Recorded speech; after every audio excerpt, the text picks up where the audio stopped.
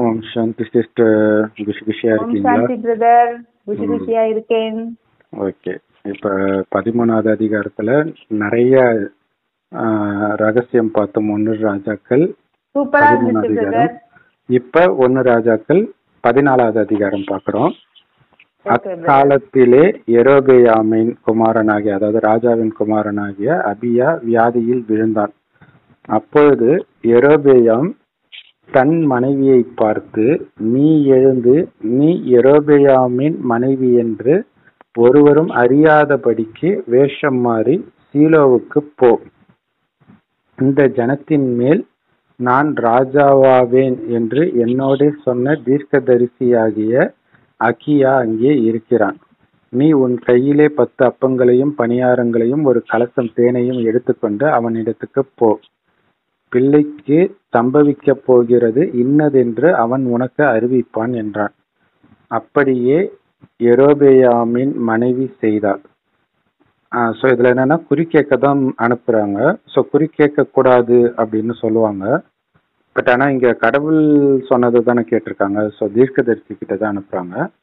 அப்படியே யெரொபெயாமின் மனைவி செய்தால், அவள் எழுந்து சீலோவுக்கு போய் அகியாவின் வீட்டிற்குள் பிரவேசித்தாள். அதாவது மாற்று வேஷத்துல போய் அகியாவின் வீட்டிற்குள் பிரவேசித்தாள். அகியாவோ முதிர் வயதானதினால் அவன் கண்கள் மங்களடைந்து பார்க்க கூடாது இருந்தான். அதாவது குருடனாயிட்டான். கர்த்தர் அகியாவின் இடத்தில், இதோ யெரொபெயாமின் மனைவி வியாதியாயிருக்கிற தன் குமாரனுக்காக உன்னை விசேஷம் கேட்க வருகிறாள். நீ அவளுக்கு இன்னென்ன பிரகாரமாக சொல்ல வேண்டும். அவள் உட்பிரவேசிக்கிற போது தன்னை அந்நிய ஸ்திரீயாக காண்பிப்பாள் என்றார். ஆகையால் வாசற்படிக்குள் பிரவேசிக்கும் அவளுடைய நடையின் சத்தத்தை அகியா கேட்டவுடனே அவன், யெரொபெயாமின் மனைவியே உள்ளே வா, உன்னை அந்நிய ஸ்திரீயாக காண்பிக்கிறது என்ன? துக்க செய்தியை உனக்கு அறிவிக்க நான் அனுப்பப்பட்டேன். நீ போய் யெரொபெயாமை நோக்கி, இஸ்ரவேலின் தேவனாகிய கர்த்தர் சொல்லுகிறது என்னவென்றால், ஜனத்தினின்று உன்னை நான் உயர்த்தி உன்னை இஸ்ரவேல் என்னும் என் ஜனத்தின் மேல் அதிபதியாக வைத்தேன்.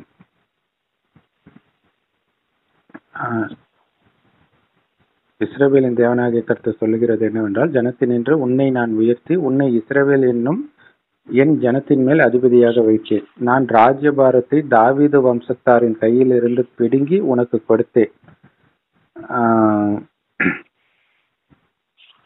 ஆனாலும் என் கற்பனைகளை கைக்கொண்டு என் பார்வைக்கு செம்மையானதையே செய்ய தன் முழு இருதயத்தோடும் என்னை பின்பற்றின என் தாசனாகிய தாவீதை போல நீ இல்லாமல் உனக்கு முன்னிருந்த எல்லோரை பார்க்கிலும் பொல்லாப்பு செய்தாய்.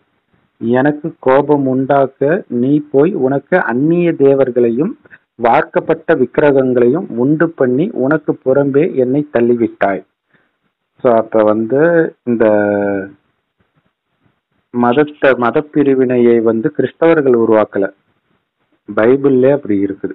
அதுதான் ஏன்னா இங்க பெரிய பாவமாக சொல்லப்படுறது நீ அந்நிய தேவனை வழிபட்டதுதான். அதனாலதான் அவங்க பயந்துட்டு மற்ற தேவர்களை நம்ம வழிபடுற தெய்வங்களை சாத்தான் சொல்றது அதுதான்.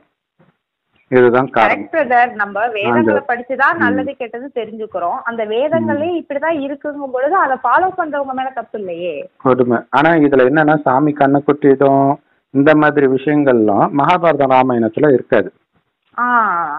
அதுல அவ்வளவு அற்புதமா இருக்கும் செய்தி. அது மக்கள் ஒருவேளை கிறிஸ்தவர்களால அந்த மூட நம்பிக்கை இந்துக்களுக்கு வந்துச்சானே தெரியல. ஏன்னா இங்கதான் அந்த மாதிரி விஷயம் எல்லாம் இருக்குது. சரி, ஓகே. அதனால அந்நிய தேவர்களையும் வார்க்கப்பட்ட விக்கிரகங்களையும் உண்டு பண்ணி உனக்கு புறம்பே என்னை தள்ளிவிட்டாய்.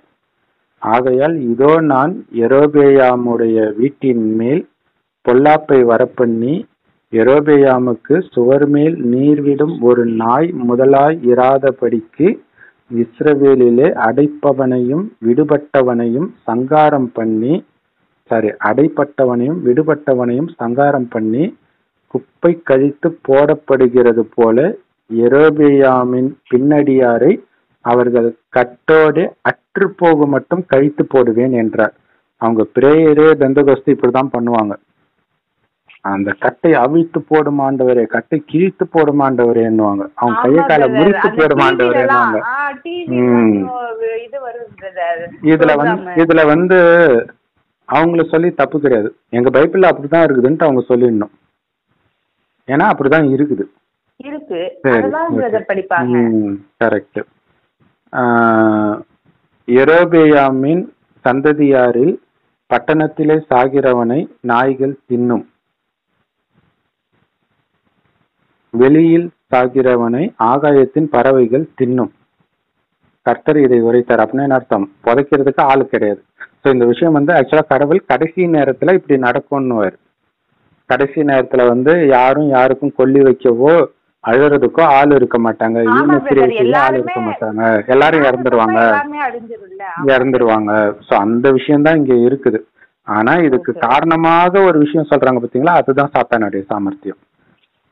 சரி, ஓகே. அது நிறைய பாவம் செஞ்சதுனால ஆகுது. இவங்க என்ன பண்ணிட்டாங்க, மத்தவங்க செஞ்ச பாவத்தை எல்லாம் பெரிய பாவமாக இவன் என்ன பண்ணிட்டான், அந்நிய தேவனை கும்பிட்டுட்டான், இப்படி சொல்லிட்டாங்க. சரி, ஆகையால் நீ எழுந்து உன் வீட்டுக்கு போ, உன் கால்கள் பட்டணத்திற்குள் பிரவேசிக்கையில் பிள்ளையாண்டான் செத்து போவான். அவனுக்காக இஸ்ரவேலர் எல்லாரும் துக்கம் கொண்டாடி அவனை அடக்கம் பண்ணுவார்கள். யெரொபெயாமின் வீட்டாரில் இஸ்ரவேலில் தேவனாகிய கர்த்தருக்கு முன்பாக அவனிடத்திலே நல்ல காரியம் காணப்பட்டதினால் யெரொபெயாமில் சந்ததியில் அவன் ஒருவனே கல்லறைக்கு உட்படுவான். அடக்கம் பண்ண யெரொபெயாம் வீட்டாரு இஸ்ரவேல் தேவனாகிய கர்த்தர். ஓ, அந்த குழந்தை செத்துருவான். அந்த குழந்தைய மட்டும்தான் கல்லறையில புதைப்பாங்க. மற்றவங்க எல்லாம் புதைக்கிறதுக்கு ஆள் இருக்க மாட்டாங்க, எல்லாம் நாய் சாப்பிடும், கழுகு சாப்பிடும், அப்படி சொல்லிட்டாங்க. அந்த குழந்தை யாரு பிரதர்? அந்த குழந்தை இப்ப சாகுது. பட் இருந்தாலும் கடவுளுக்கு வந்து நல்லவனா அவன் தெரியறானோ. அதனால கடவுள் கொடுக்கிற மிகப்பெரிய வரம் என்னன்னா கல்லறையில அடைக்கிறது தான். பிரதர் இன்னொன்னு பாருங்க பிரதர், அதாவது இறைவன் வந்துட்டு இன்ப துன்பத்துல தலையிடுறதே கிடையாது. அவர் வராரு, ஞானத்தை கொடுக்கறாரு. நம்மளோட கர்ம வினையின் பயனாதான் நம்ம இன்பத்தையும் துன்பத்தையும் அனுபவிக்கிறோம். Simple logic. இறைவன் வந்துட்டு இப்படி வெட்டு குத்து கொல்லுவாரா? அதுதான் கடவுளை வந்து நிந்தனை பண்ணி இருக்கிறாங்க. சாத்தான் பண்ற வேலையெல்லாம் கடவுள் பண்றதா சொல்லிட்டு. இல்ல பிரதர், இன்ன வரைக்குமே பக்தி மார்க்கத்துல ஒண்ணு கடவுள் வந்துட்டு மிராக்கிள் பண்ணுவாரு, மேஜிக் பண்ணுவாரு, அதிசயம் பண்ணுவாருன்னு நினைக்கிறாங்க. இன்னொன்னு இந்த மாதிரி தண்டனை கொடுப்பாருன்னு நினைக்கிறாங்க. ஒரு இறைவன் அப்படி பண்ணுவாரா? ஒரு நம்மளுடைய தந்தையே நம்மளுடைய குழந்தைக்கு இன்னல் கொடுக்க மாட்டாங்க பிரதர். அப்போ ஒரு கடவுள் இந்த உலகத்துக்கே தந்தை அப்படிங்கும் பொழுது அவரு தன்னுடைய குழந்தைகளை நிந்தனை பண்ணுவாங்களா, கஷ்டம் கொடுப்பாங்களா? உடனே அவங்க என்ன சொல்றாங்க, இதெல்லாம் பழைய சட்டம், புது சட்டத்துல இயேசு எல்லாம் அன்பா மாத்திட்டாரு அப்படின்றாங்க. சோ அதையும் நம்ம பார்க்க தானே போறோம், பார்ப்போம். Okay brother. சரி. ஆனாலும் கர்த்தர் தமக்கு இஸ்ரவேலின் மேல் ஒரு ராஜாவை எழும்ப பண்ணுவார். அவன் அந்நாளிலே யெரொபெயாமின் வீட்டாரை சங்கரிப்பான். இப்போதே இது நடந்தேறும். தண்ணீரிலே நாணல் அசைகிறது போல கர்த்தர் இஸ்ரவேலை முறித்து அசைய பண்ணி, தண்ணீரிலே நாணல் அசைகிறது போல கர்த்தர் இஸ்ரவேலை முறித்து அசைய பண்ணி அவர்கள் பிதாக்களுக்கு தாம் கொடுத்த இந்த நல்ல தேசத்திலிருந்து இஸ்ரவேலை வேரோடு பிடுங்கி அவர்கள் தங்களுக்கு தோப்பு விக்கிரகங்களை வைத்து கர்த்தருக்கு கோபம் உண்டாக்கினபடியினால் அவர்களை நதி தப்பாலே சிதறடித்து யெரொபெயாம் செய்ததும் இஸ்ரவேலை செய்ய பண்ணினதுமான பாவத்தின் நிமித்தம் இஸ்ரவேலை ஒப்பு கொடுத்து விடுவார் என்றான். அப்பொழுது யெரொபெயாமின் மனைவி எழுந்து புறப்பட்டு திர்சாவுக்கு வந்தாள். அவள் வாசற்படியிலே வருகையிலே பிள்ளையாண்டான் செத்து போனான். கர்த்தர் தீர்க்கதரிசியாகிய அகியா என்னும் தமது ஊழியக்காரனை கொண்டு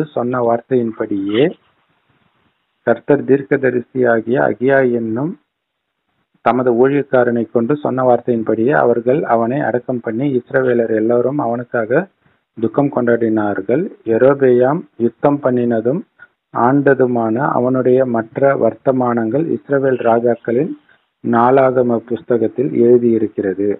யெரொபெயாம் ராஜ்யபாரம் பண்ணின காலம் 22 வருஷம். அவன் தன் பிதாக்களோடு நித்திரையடைந்த பின் அவன் குமாரனாகிய நாத்தாப் அவன் ஸ்தானத்திலே ராஜாவானான். சாலமோனின் குமாரனாகிய ரெகொபெயாம்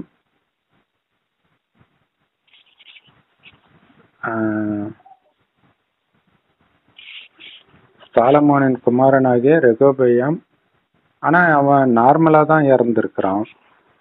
வெட்டி போட்டுருவாங்க, கொன்னு போட்டுருவாங்கலாம் இதுக்கு முன்னாடி சொன்னாங்கல்ல. இதுல நித்திரை அடைந்த பின் அவன் குமாரனாகிய நாத்தாப் அவன் ஸ்தானத்தில் ராஜாவா ஆகி இருக்கிறான்.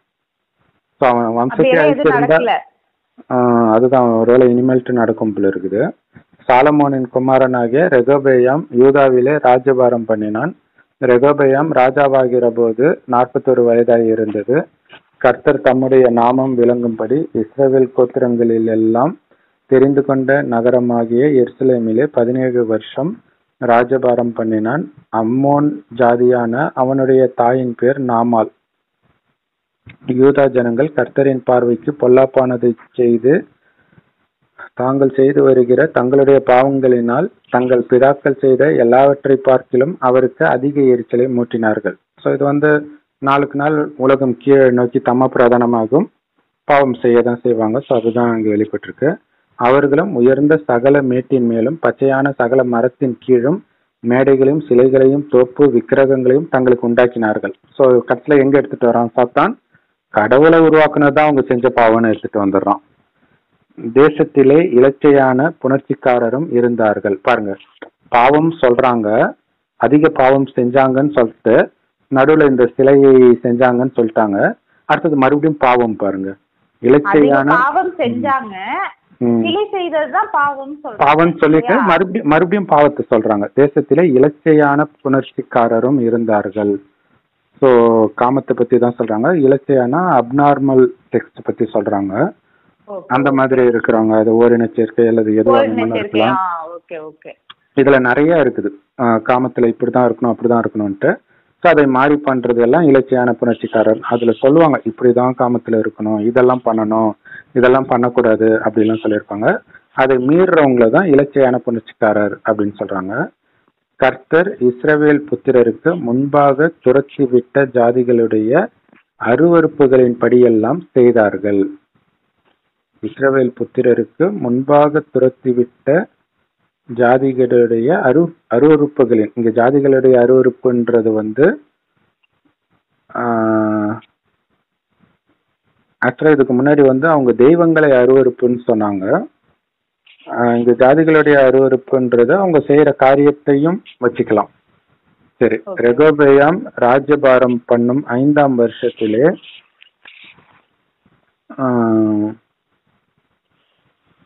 ஓகே, இது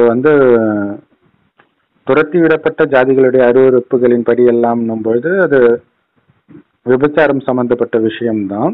ஏன்னா விபச்சாரம் தான் பெரிய குற்றம்ன்றது இதுக்கு முன்னாடி எல்லாம் வந்துகிட்டே இருக்கும். அது கூடவே சேர்த்து இதையும் சேர்த்து சொல்லியிருப்பாங்க.